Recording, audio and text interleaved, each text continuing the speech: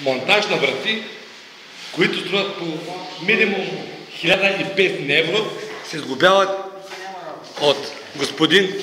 Моля ви, господине, представете се. Господине? Представям се, от Верков. От Верков? А аз съм господин Криков. Напълвам яко вратите, човече. Това да го служи, бе, човек? Това ли? Не. Да държи вятъра. Да държи вятъра? Не. И да си скасти ще паднат. Аха. То сметаш, пак ли тук се завъртя покрай нас, бе?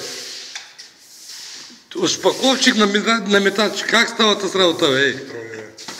Само тук дигаш пошилка, не мога да работи. За всички фенове на YouTube ще те кача да видят Илян Шпакловчика. Завършва на метач. Голема фара, ме.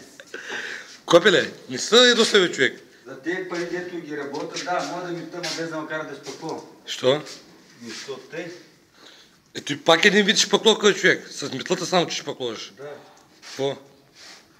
Някакви претенции ли имаш? Нямаш сама една столбика. Що?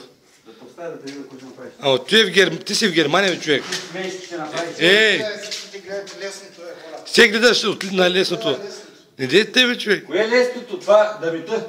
Какво? Това трябва да правиш. Чиле, аз не съм ли мел, другия, той не е ли мел. И аз съм мел, и Митко мел. Толкова трета майорка се да ми тъ, на върта по куца. Ама виждат, че човек само за той друго нищо не ставаш. Добре, правилно се За тебе не говориш. Не е за тебе, защото ти държиш митлата. Екипа му държи вратата, айде. Аз подпирам там. Аз съм оператор монтаж. Тук с колегата си сглобяваме вратите. Не е точно те. Какво бе, Копеле, пак ли претенции имаш? Няма претенции. Добре, ще те пуснам до вечера в YouTube и там ще те намерят всички хора работа. Като те видят с митлата и ще те търсят. Илян от село Мурсалиево. Как беше, бе? Мурсалево. Съзавах, копале, съзавах. Да. Я покажи как са ми тебе. Така, чак. Де, че ще дига.